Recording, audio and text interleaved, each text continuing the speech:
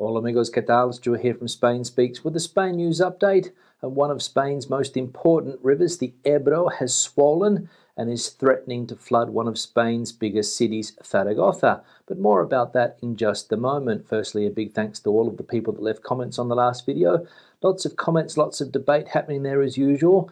Thanks to people that supported the channel through a donation. You can see your name here. Thanks to people that bought merchandise, and a big thanks to my patrons on Patreon for your ongoing support. Now, let's get into the news, and as I said, one of Spain's main rivers, the Ebro, and its tributaries have swollen and have left severe flooding and damages in the autonomous communities of Navarra and Aragon. As we can see here, the Ebro River floods and leaves more than a metre of water in the streets of Tudela and puts Aragon on alert. The flooding of the Ebro is advancing along the Riviera Navarra and is heading towards Aragon, where a peak in the flow is expected in the next few hours, and several residents of the Zaragozano municipality of Novillas have been evacuated as a precaution.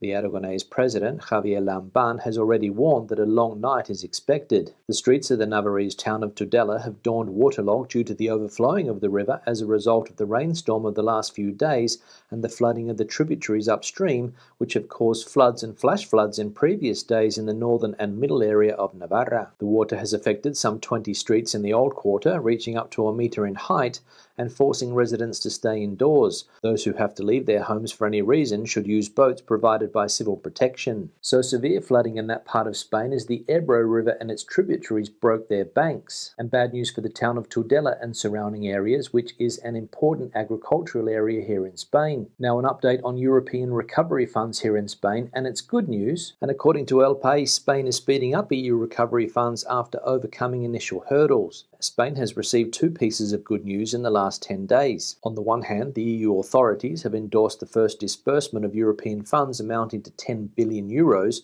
after approving the fulfillment of the first 52 milestones or commitments included in the Recovery and Resilience Plan. Secondly, last Thursday, Brussels gave the green light to the strategic plan PERTE for the automobile sector, which includes investments of 3 billion euros. Both pieces of news reflect the fact that the management of European funds is accelerating in recent months after a difficult start. The first steps were hesitant. The fact that it was the first country to present the recovery plan intensified the scrutiny of Brussels, which analysed every comma of the extensive document that includes structural reforms, labour, pension and tax reforms, etc., and investments. So there we go, European Union aid money starting to flow into the country. The initial hurdles have apparently been overcome, and Brussels has given the green light to many projects. Now anybody planning to live and work in Spain might be interested in this next piece of news about the best and worst paid jobs in Spain. According to the latest data from the National Statistics Institute, in 2020, the average gross salary of Spaniards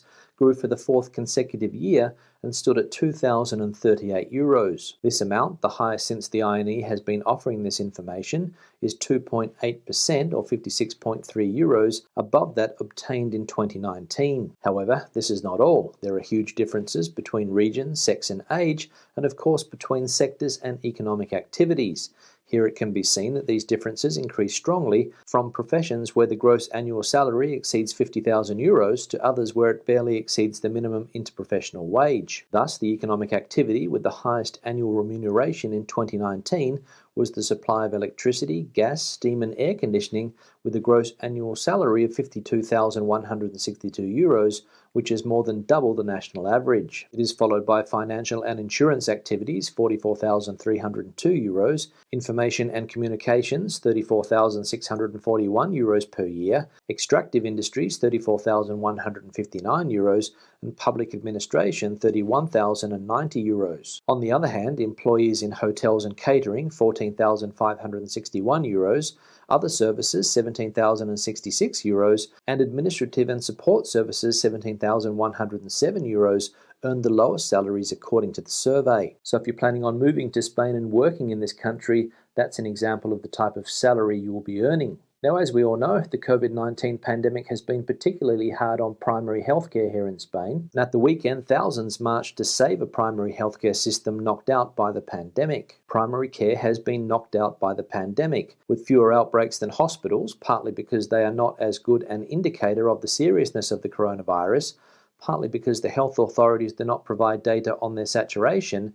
health centres continued to have little face-to-face care, an acute lack of resources and delays in consultations. Thousands of people took to the streets this Sunday under the slogan "Save Primary Care" to draw the attention of the government and citizens to this reality. In Madrid, some 6,000 people marched, according to the government delegation. With the backing of the big unions and called by 110 entities and organisations, they have marched in other provincial capitals such as Barcelona, Oviedo, Cádiz, Alicante, Castellón, Valencia and Murcia. These will be joined by others later on, for example in Seville, where demonstrations have been called for the 15th of December. So fairly clear there, the reality of what's going on with primary healthcare in this country. As we saw, it's been completely knocked out by the pandemic in many parts of Spain, and people now taking to the streets to try to get it back on its feet. Now the COVID-19 vaccination plan for children aged between the ages of 5 and 11 starts today, as the first shipment of children's COVID vaccines is to arrive in Spain today. Spain receives this Monday the first shipment of paediatric vaccines against COVID,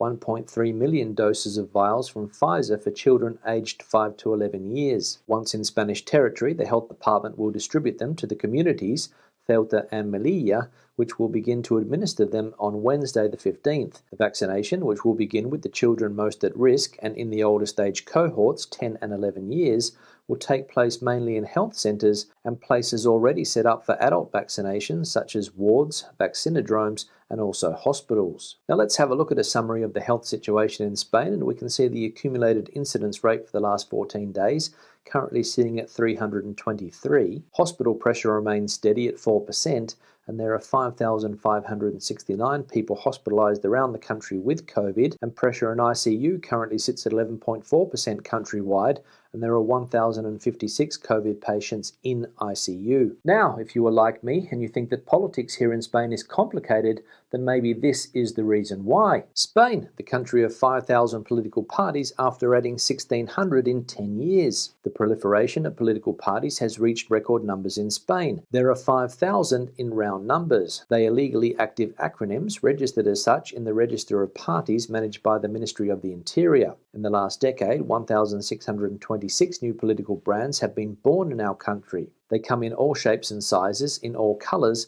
and with the most varied programs. Local ones abound, but there has also been a proliferation of regional and state-level brands. There are many that are no more than anecdotal, without institutional relevance, but there are also many small local brands that have won municipal governments or that end up deciding who occupies the mayor's office. The same happens in regional politics with nationalist or regionalist parties. So around 5,000 political parties here in Spain, and little wonder that Spanish politics is so confusing. Now let's have a look at some of the comments from previous videos. One here from Chrissy: "That is a disgusting comment to make. Hope she doesn't get to be Prime Minister." Yeah, Chrissy, thanks for the comment, and obviously referring to the comments made last week by Madrid Premier Ms. Díaz Ayuso when she compared members of the Podemos party to Neanderthals. And you're right, probably not a very nice comment to make, but it's all part and parcel of politics in this country. People on the right side of politics call people on the left side of politics communists and try to insult them whenever they can, and people on the left side of politics call people on the right side of politics fascists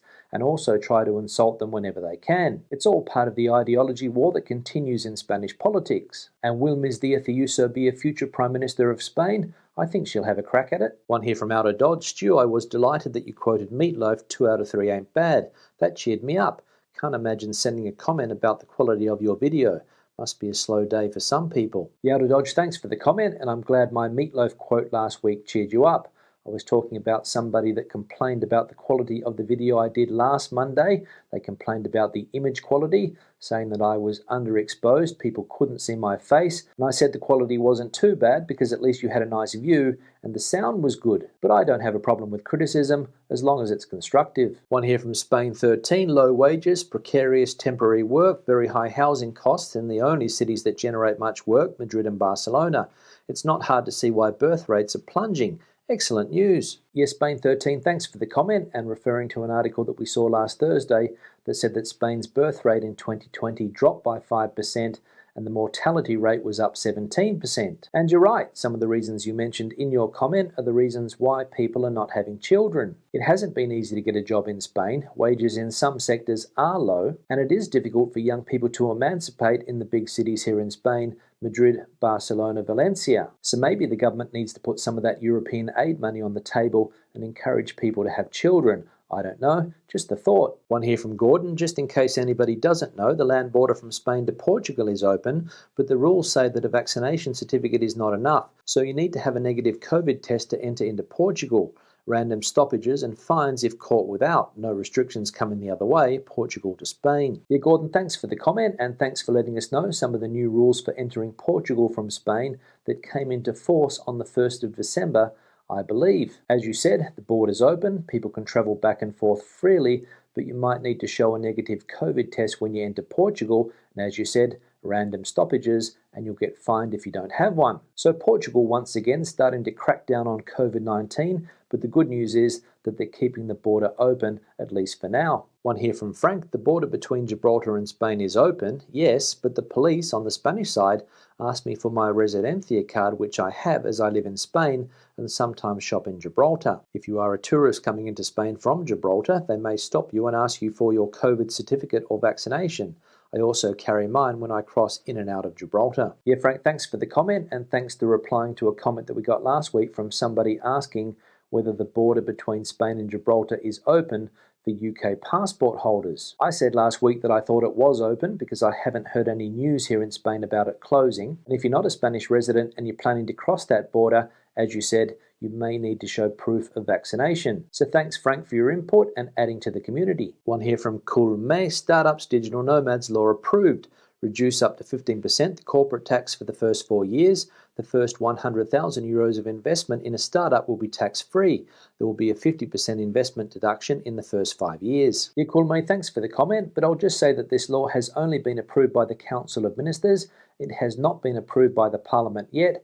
I don't think that is going to happen until sometime next year. I think they have until the end of 2022 to approve the law. As we know, a draft law came out earlier in the year for startups and digital nomads, and a few changes to that draft law have been made. And some of the changes are what you mentioned in your comment. So the Spanish government trying to lure digital nomads and startups to the country by offering tax incentives. But as I said, this law won't be passed until next year, which might be a little bit too late because virtually every other European country is trying to do the same thing. And finally, one here from Paul, you are part of the problem. Yeah, Paul, thanks for the comment, and I've been trying to work out over the weekend which is the problem I'm a part of. And I went back over some of your previous comments to see if I could shed some light on the subject. And judging by those comments, I came to the conclusion that you are a COVID denier, an anti-vaxxer, and you think that we're currently under a health dictatorship. So I'll throw one back at you. You, in fact, are part of the problem and not me. And when you've come out of that rabbit hole that you have clearly dug yourself into, you might realize this, but then again, pigs might fly. On that note, I'll start to wrap the video up. Questions and comments, please leave them in the section below. Debate the video out as you normally do. Give the video a thumbs up if you liked it. Thumbs down if you didn't. Paul, I'll see you in the next one. Hasta luego.